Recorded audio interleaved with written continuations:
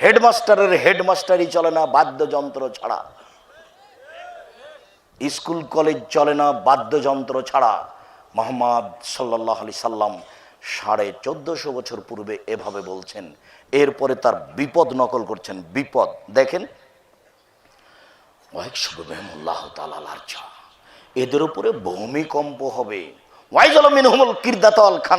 এরা হয়ে যাবে বানর, এরা হয়ে যাবে সোর, এরা হয়ে যাবে বানর, এরা হয়ে যাবে শুকুর, এরা হয়ে যাবে বানর, এরা হয়ে যাবে শুকুর। আমিও আলোচনার শেষের দিকে আসছি, আজকের জন্য লম্বা করব না। একটা হাদিস এক খেলে চেয়ে থাকবেন, এ হাদিস বলা হলে আরো দু একটি কথা আছে। আনাস রাদিয়াল্লাহু তাআলা আনহু বলেন, রাসূল সাল্লাল্লাহু আলাইহি সাল্লাম বলেছেন, লা ইয়াকুনানা ফি হাযিল উম্মাহ খাসফুন, এই উম্মতের উপরে হবে ভূমিকম্প, মাসখুন, এই উম্মতের আকার আকৃতি পরিবর্তন হয়ে যাবে।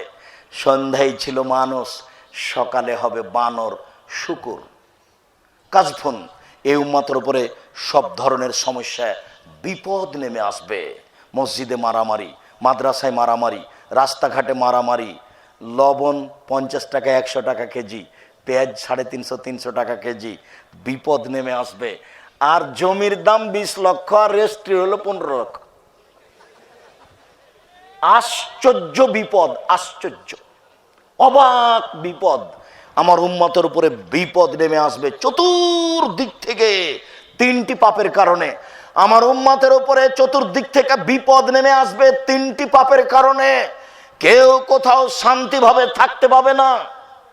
যারা সরকারি লেভেলে বসবাস করছেন, বড় বড় সরকারি প্রশাসনে আছে, যারা উপর থেকে উপরে আছে, তারাও দিনরাত দুশ্চিন্তায় আছে। তারাও পড়ছেন হাসবুনাল্লাহু ওয়া নি'মাল ওয়াকিল, নি'মাল মাওলা নি'মাল, কখন যে আমার কি হয় আল্লাহই ভালো জানে। যারা যেখানে আছে, আপনি যেখানে আছেন সেখানে আপনি বিপদগ্রস্ত। আমার উম্মতের উপরে সর্ব ধরনের সমস্যা নেমে আসবে যখন আমার উম্মত 3টি কাজ করবে। এক, এই যে সারেবুল খমরা, যখন নেশাদার দ্রব্য পান করবে, খুব সাবধান। 2, জাহারাতিল কায়নাত, মেয়েরা যেদিন নাচবে, সব মোবাইলে মেয়ে নাচে, প্রায় সব দোকানে মেয়ে নাচে। এই যে গাজীপুরে একটা 20 তলা বাড়ি, রাস্তায় 40টা রুম আছে, 100টা রুম আছে, সব রুমে মেয়ে নাচে। আল্লাহ নবী এই কথা বলছেন, মেয়েরা যেদিন নাচবে সব বিপদ গজব নেমে আসবে। জারাবুবিল মাজেব, যখন বাদ্যযন্ত্র প্রকাশ পাবে, সব মোবাইলে বাজনা বাজে, সব মোবাইলে মেয়ে ল্যাংটা হয়ে নাচে। বেটা, ল্যাংটা মেয়েকে দেখে চক্ষু ঠান্ডা করো, কলিজা ঠান্ডা করো। জান্নাতের মেয়ে ভোগ করতে চাও, সহজেই পড়ে আছে। আল্লাহ চ্যালেঞ্জ করে বলেছেন, আমার জান্নাতের মেয়েদেরকে পুরুষ কোনোদিন স্পর্শ করেনি, জিন কোনোদিন স্পর্শ করেনি। ওরাই এত সুন্দরী, ওরাই এত সুন্দরী, ওরাই এত সুন্দরী, ওদেরকে দেখে মনে হবে ঝিনুকের মধ্যে লুকানো মুক্তা। ওরাই এত নরম, ওরাই এত নরম, ওরাই এত নরম। ডিমের খোসা এবং কুসুমের মধ্যে সাদা পদার্থ যত নরম, কি দিয়ে বুঝায় তারা কত নরম?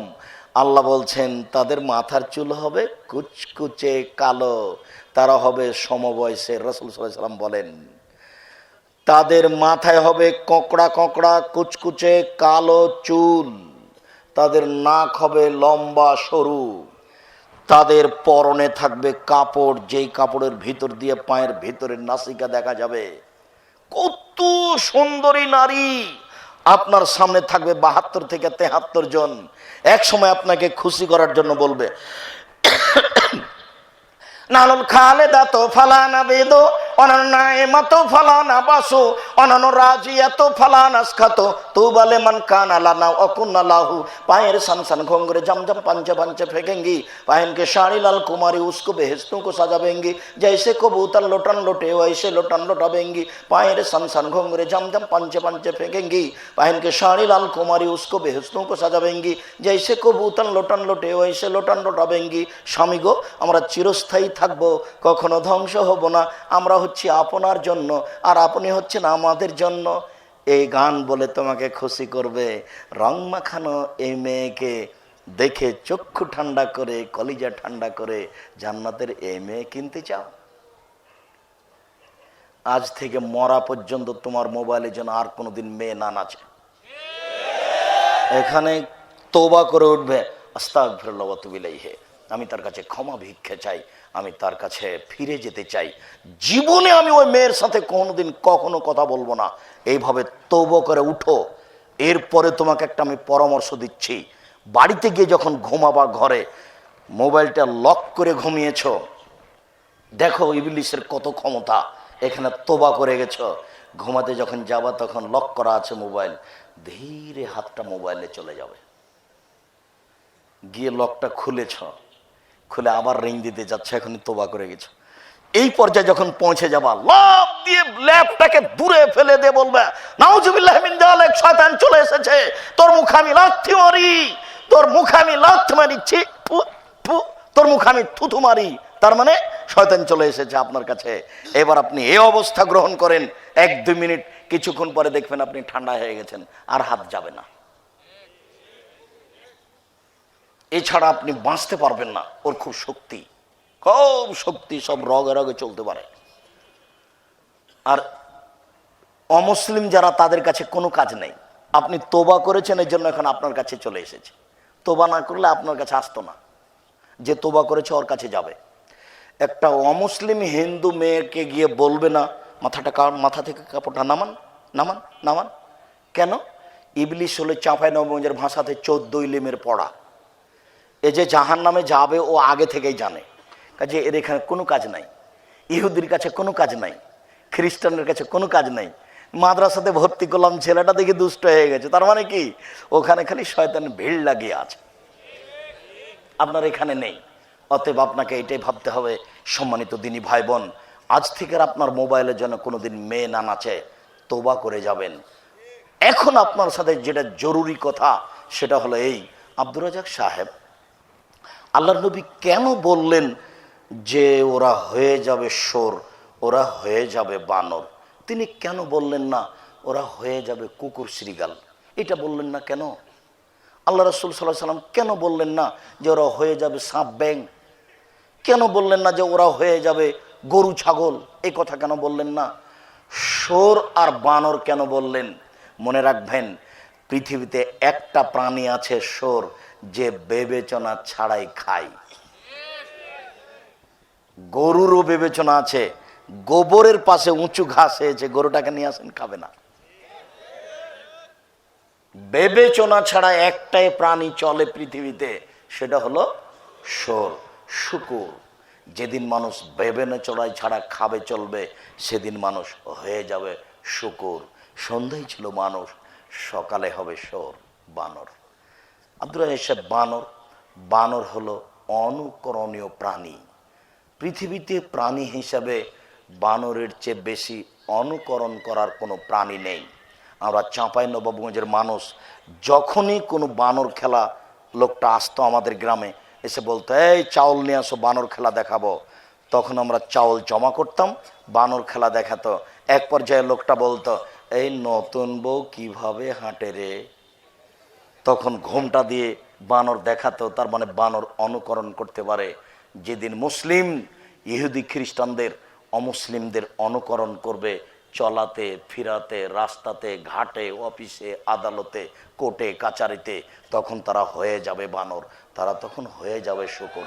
আপনি দেখেন, ঘরে ঘরে অক্ষরে অক্ষরে সব মিলে আছে, এইভাবেই চলছে। পিজি হাসপাতালের ডাক্তার, 3 লক্ষ টাকা বেতন, লন্ডন থেকে পড়ে এসেছেন, বড় ডাক্তার। গ্রামের বাড়ি আসলেন গাজীপুরে, গাড়ি থেকে যখন নামলেন তখন দেখলাম দাড়ি চাঁচা আছে, প্যান্টটা টাকনোর নিচে আছে, গলায় টাই আছে, হাতে সিগারেট আছে। তারপরে দেখলাম বৌমা গাড়ি থেকে নামলো, গায়ে হালকা হালকা কাপড় আছে। তারপর নাতনি গাড়ি থেকে নামলো, দেখলাম গায়ে কোনো কাপড়ই নেই, হাতে একটা পুতুল আছে। এবার দেখি গাড়ির পিছন দিকে কুকুর আছে। এবার আপনি যে টাকা খরচ করেছেন ছেলের পিছনে, সেই টাকার জবাব কিয়ামতের মাঠে দিয়েন। ছেলেরও দেন, বৌমারও দেন, নাতিনিরও দেন, টাকারও দিয়েন। জব দিতেই হবে বিচারের মাঠে আপনাকে। আবারও সতর্ক সাবধান করে যাচ্ছি, সম্মানিত দিনী ভাই বোন। আব্দুর রাজ্জাক সাহেব, একটা কথা বলবেন? জি বলেন। আপনি যে বললেন বিড়ি, তামাক, জর্দা, সিগারেট, গুল সব হারাম, এগুলো মদ, এটা কিভাবে আমরা তো বুঝতে পারলাম না, এটা একটু স্পষ্ট করে দিবেন। হ্যাঁ অবশ্যই, রাসূল সাল্লাল্লাহু আলাইহি ওয়াসাল্লাম বলেছেন মাসকারা কাসিরুহু ফাকালিলুহু হারামুন, যে জিনিসটা বেশি খেলে বিবেকের ক্ষতি হবে তার কমও হারাম। আপনি যদি এখন বলেন বিড়ি হাদিসে লেখা আছে নাকি, যদি বিড়ি হাদিসে লেখা থাকে সিগারেট, তাহলে পৃথিবীতে যত বিড়ি সিগারেট যত ধরন আছে সব লিখতে লিখতে তাহলে কোরআন মাজিদ এত বড় হবে। এমন বাক্য আল্লাহ নবী বলেছেন, পৃথিবীতে যত এ ধরনের খাদ্য আছে সব হারাম। তিনি বলেছেন যে জিনিস বেশি খেলে বিবেকের ক্ষতি হবে তার কমও হারাম। বিড়িগুলো খুলে খুলে খুলে 250 জমা করে একজনকে খাওয়িয়ে দেন, দেখি কি হয়। আল্লাহ রাসূল বেশির পরিমাণ উল্লেখ করেননি। 250 হাফ কেজি 1 কেজি খাওয়ালে যদি বিবেকের ক্ষতি হয়, তাহলে বিড়ির একটি কণাও হারাম, একটি কণাও হারাম। সম্মানিত দিনী ভাই বোন, এই জন্য বিড়ি, তামাক, জর্দা, সিগারেট, গোল চিরদিনের জন্য হারাম, এর ব্যবসাও হারাম। এর সাথে খুব কঠিন ভাবে বলা আছে, দেখেন 4টে জিনিস একরকম করা আছে। ইন্নাল্লাহ হারামাল খামরা ওয়াস সামানাহা, আল্লাহ মদকে হারাম করেছেন, তার দাম মূল্যকে হারাম করেছেন। ওয়াল খিনজিরা, শুকুরকে হারাম করেছেন, তার মূল্যকে হারাম করেছেন। ওয়াল মাইতাতা, মরা প্রাণীকে হারাম করেছেন। ওয়া সামানাহা, তার মূল্য টাকাকে হারাম করেছেন। 4 ওয়াল আসনাম, পুতুলকে হারাম করেছেন। পুতুল, যেই পুতুল আপনার মা শোকেজে সাজিয়ে রেখেছে, দেখেন আপনার মা শোকেজে একটা কাঁকড়া রেখেছে, কাঁকড়া। আপনার মা নাকি মাস্টার ডিগ্রি পাস মহিলা, ও নাকি তাহাজ্জুদ পড়ে, কাঁকড়া আছে দেখেন শোকেজে, কাঁকড়া আছে। এই ছেলে, তুমি যদি আজকে কাঁকড়া বের না করে ভেঙে যদি না ফেলে ঘুমাও, তুমি মুনাফিক। আমি আমার বক্তব্যের সাথে তুমি মুনাফিকি করো, তুমি আমার বক্তব্যের সাথে মুনাফিকি করার চেষ্টা করো না। আমি তোমার উপকারের জন্য এসেছি। জাতির যদি রাস্তাঘাট করে দিতে না পারি, জাতির যদি স্কুল কলেজ করে দিতে না পারি, জাতিকে চূড়ান্ত সঠিক ধর্ম দিতে পারবো ইনশাআল্লাহ। ধর্মের ব্যাপারে জাতিকে ফাঁকি দিয়ে পরকাল হারাতে রাজি নই। বিড়ি, তামাক, জর্দা, সিগারেট, গোল, নেশাদার দ্রব্য সবই হারাম, এর ব্যবসা হারাম। পেপসি, ঠান্ডা, কোকোলা, সব কিছু হারাম, এর ব্যবসাও হারাম।